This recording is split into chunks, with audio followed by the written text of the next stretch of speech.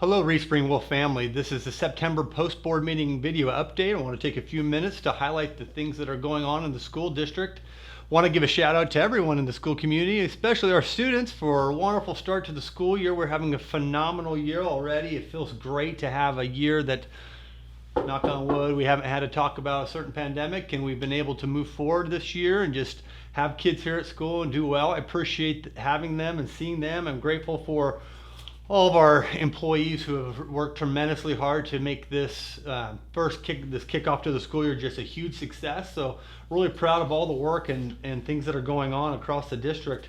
Grateful for our school board and the efforts that they put in, as it's a very taxing and it's a rewarding job. Some people may not understand the hours and the commitment and the level of decision making that they're involved in.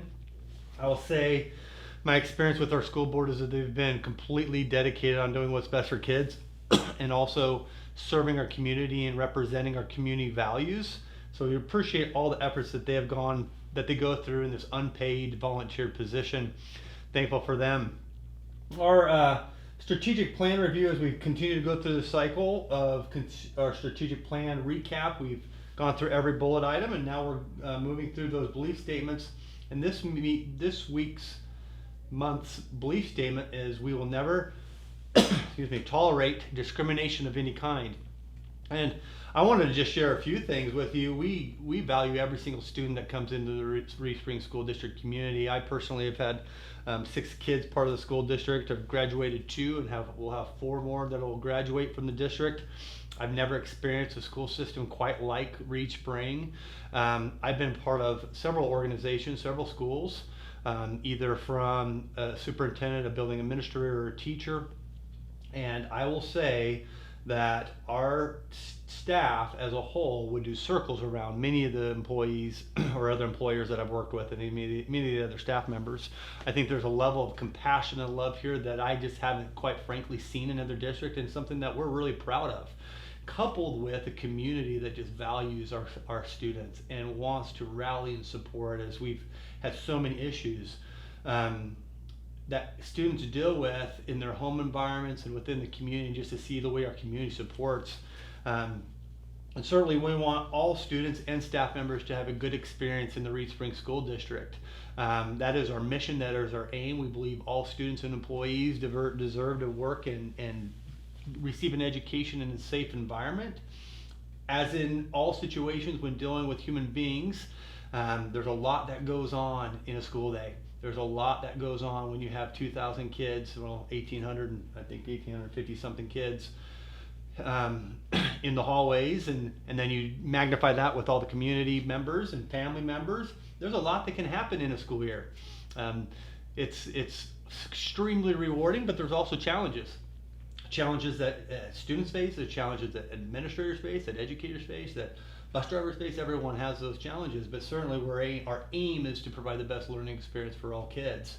Recently, you've seen some news and some information regarding a Department of Justice investigation that has taken place, or that has been initiated at the Reef Spring Middle School. I will just say a few things to understand that when a complaint such as this is filed to the Department of Education or the Department of Justice or the Office of Civil Rights in Washington, D.C., this doesn't necessarily mean that there was any wrongdoing. This means that someone has filed the complaint that needs to be investigated, or that an agency may feel may need to investigate. And there's a lot that goes into that, and a lot of reasons why an organization may do that. It also doesn't mean that the district or administrators or staff is aware that there was a problem. So there's just a lot of things. Obviously, with something as sensitive as this nature, there's limited that can be discussed publicly, but there's a lot that goes into that. And again, I'll start with my initial statement of we care about every single child, regardless of their choices or the types of lifestyles they choose. We care about every single kid that comes in the Reef Spring hallway, and we're going to do everything we can to ensure that they're safe. That doesn't mean that things don't happen at times. It doesn't mean that kids pick on each other and things happen. But when they do, We work hard to address those to the best extent possible. We continue to implement professional development with our students, with our staff, and ensuring that we just have high quality practices for all of our kids. And unfortunately, sometimes kids still have some challenges. And so we work with those kids and work with them individually. So we take all these situations, any allegations, certainly, we take those super seriously. This allegation in particular is a student-on-student harassment claim based on sexual orientation. There's no employees that were involved in this. This is student to student. The allegation was made to a single student, but we've become increasingly concerned as the Department of Justice has attempted to expand its investigation to obtain records and information regarding unrelated incidents and unrelated students. Their investigation is going well beyond the particular situation that was initially filed and complaint that was filed. We have asked we have asked the Department of Justice, we have told them that we will not continue any listening sessions that the Department of Justice wanted to have in place, that we're pushing back against that, mostly because, well, there's a lot of reasons, but one of the reasons is that, one, the actual complaint, as I had mentioned, the investigation has gone beyond the scope of the complaint. They've really overreached. The second thing is that we've heard from a lot of community members and a lot of parents who have concerns about the nature of those listening sessions, that there's no representation, including parents or attorneys, for the students that are in that meeting, that they're not allowed to attend. As a district, we don't even know exactly what questions are going to be asked. We're not given that information. And we are actually been told that we will not have any educational staff in that room during those investigations, which is pretty concerning. So we put a brakes on that, and concerned parents can continue to. I mean, I think the best way that I would deal with it, if my child was experiencing something at school that was challenging, I would start with the teacher, and if that didn't work, I would go to the assistant principal. If that didn't work, I'd go to the principal. If that didn't work, I'd go to the assistant superintendent. If that didn't work, I'd go to the superintendent. If that didn't work, I'd continue moving up. But we want to make sure that those channels and avenues are open for all kids to be able to get their needs met, and so that we can adequately investigate. Further, we're not blocking any opportunity for anybody who wants to. They can contact the Department of Justice. We are not concerned about that at all.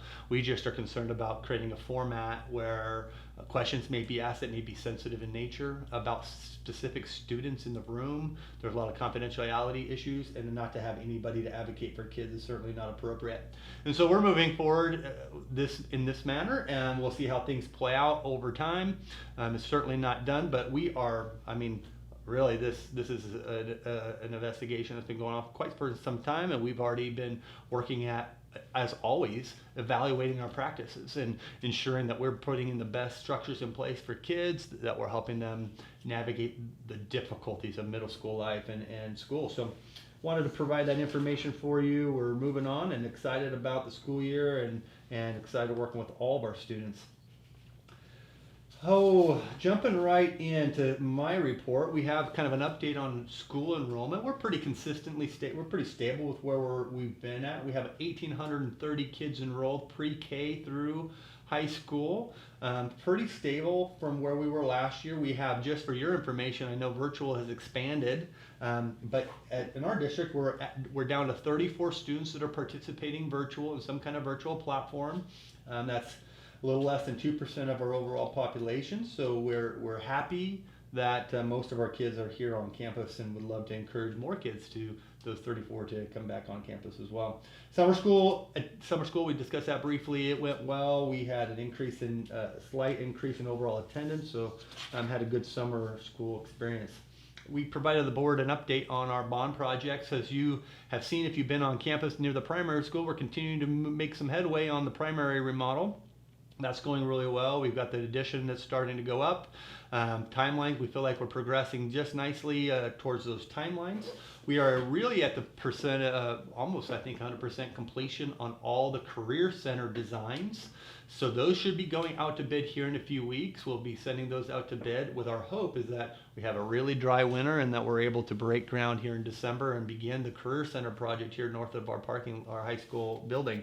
I'm really excited about that. We've also, even today, I was on a meeting about the community playground, working through designs. We'll be having a community meeting, a committee meeting about that here in a few weeks. And so our playground is making really nice progress, and we're looking forward to that. I had Steve Erhine, he came and provided an update on all those projects. I appreciate his leadership. He's in it, and he's in it. It's not often that he doesn't come in with some muddy boots and dirty hands from just keep grinding the work and trying to figure out how to navigate those projects for us. We also invited Brent Blevins. Brent Blevins is from Stiefel. Financial Stiefel is the group that manages all of our bond money. They came to present to the board and provide them some updates, and we talked a little bit about the projects, the budget for these projects. It's been really interesting and fascinating to watch the climate of escalation and prices across the state of Missouri and school districts that are encountering inflation of costs post bond project approval. So like many others across the state, we too have seen a significant increase. We talked through this with the board today, provided some options for the board and for the district that we'll be able to capture into to be able to ensure that we complete our projects because they will come above the 40 million bond issued dollars that we have had allocated. So we are being thoughtful and strategic in looking at all of our options, and these options are available to some school districts. A lot of school districts are taking advantage of them, but some that have been in really good financial situations have a lot more options. Or let me say this, good financial management situations and strong communities have good options. So we talked about that tonight, had a good discussion. One of the items we briefly reviewed is just looking at compensation this school year and what that might look like. Like many of you who own businesses, specifically employees that are in our classified, non-certificated positions, there's definitely a demand on those applications. We're not getting a lot of applications for some of those positions because our hourly wages, while we raised those 2 years ago significantly, COVID has changed wages across the region, and so we have some work to do and some things to look at. We also need to continue to look at our teaching salaries, especially those that are first year employees. Those are our salary scale as you move and you're deeper here in the district. We do really well in the region, but that first year salary pay is something that now we're kind of at the base level and we need to catch up and do some work on. So we're right there and we'll make some plans. The other piece of compensation that I'm working with the HR committee, which is a representation of many employees in the district, is looking at other ways to compensate staff for professional growth. Our mission is to create a world-class environment so our students get the best educators and adults and employees working in front of them. And so we want to look and see if there's some ways to create a salary schedule, an employee salary compensation plan that includes professional development opportunities for even classified employees. Traditionally, that has not been even a focus. And so we feel like there's an opportunity to create some avenues for employees in all positions to learn and grow in their craft and their positions and refine their skills and get compensated for their time and effort in doing so. So we'll be looking at that over the course of the year and creating some plans that we can begin to chunk out and tackle over the years to come. As an update, our Evangel Master's cohort, this is the Master's program that we pay 100% tuition for. We have a group of 12 teachers that are involved in that Master's program here on campus. It's been phenomenal. I've been able to spend a lot of time with them in coursework and as well as some of our other staff. I'm just so proud of the work they're doing. What a great service for them and for us as they engage in this high quality Master's program. We are adding at least 2 additional non-traditional, tuition covered scholarships for 2 additional employees. If an individual is a coach of any sport or any kind of extracurricular duty that requires after school time, they are unable to participate in our master's program due to the fact that they are with students after school. So we're creating a couple options for them that they can take a master's through Evangel that will be paid for, and it'll be virtual or done on their own time outside of the school the school programs. So that will be announced, and we'll be working on those plans here in the coming months. We also have begun to implement a program called Pathways for Paras. This is a pathway to allow paras to become certified teachers in the state of Missouri to get their degree. There's a lot of financial reimbursement for that, and so that's happening. We have one para who's engaged in that this year, and we're excited for her. Have several acknowledgments. Lisa Boyd announced those. Our district assessment plan is approved every year. Dr. Kite, who does a phenomenal job with our teaching and learning programs, has worked with his team and has presented that plan, and that is posted on the website. We've been having conversations about a program called Career Ladder. I've had this conversation with our HR team here in the district. Career Ladder is a program that is approved through statute that allows districts through a reimbursement amount from the state districts to compensate teachers for additional hours of work beyond their contract. It's a very strict program. It has specific hour requirements. There's a lot of components to that. The issue with the Career Ladder plan, it's been on the docs, but it hasn't been budgeted for. The governor did make some allocations this year through appropriations for the Career Ladder program. However, if funding's not there, then the money's gone. What we're doing is submitting a plan to the Department of Education, so if the plan is approved, we're just not sure if we're going to implement it. There's some conversation at the HR committee that we'll use that money instead of in Career Ladder. We'll use that money to invest in all of our employees rather than just teachers. They're the only ones who can participate in Career Ladder. We'll continue to explore that, but we wanted to have a plan approved just in case the HR team felt maybe we should shift. It also might be a way for us to capture some tutoring hours of money and give our staff a little more compensation, so we'll continue exploring that.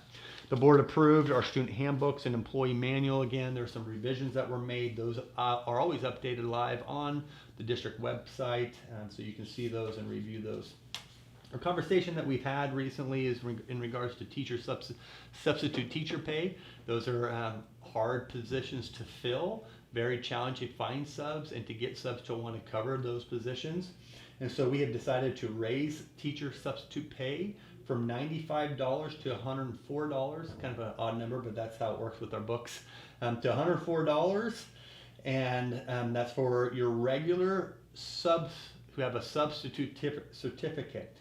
Substitutes who have a certified teaching degree who are certified will actually get $120 for subbing.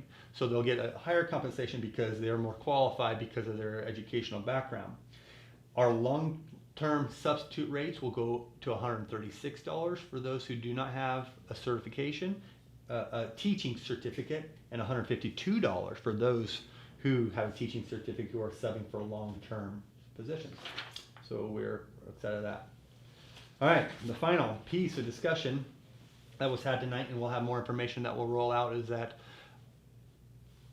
unfortunately Matt Greenwald has needed to resign from the board.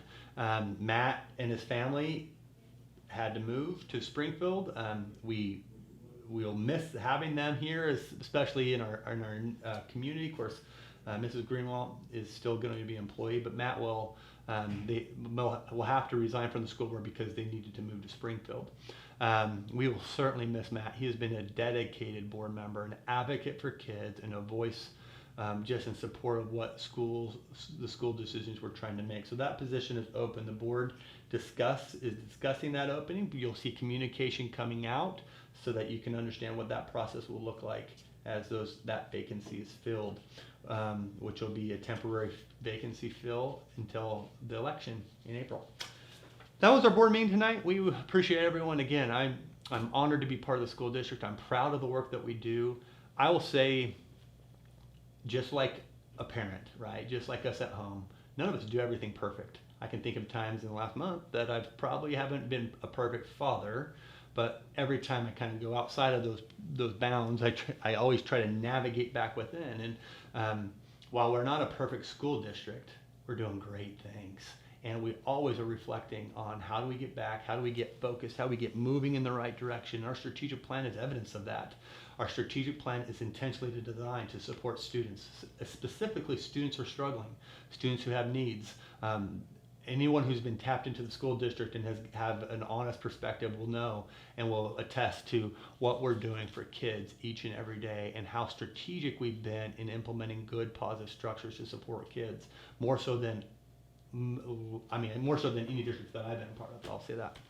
Proud of this district, proud of this community. Till next time, have a great day. Thanks.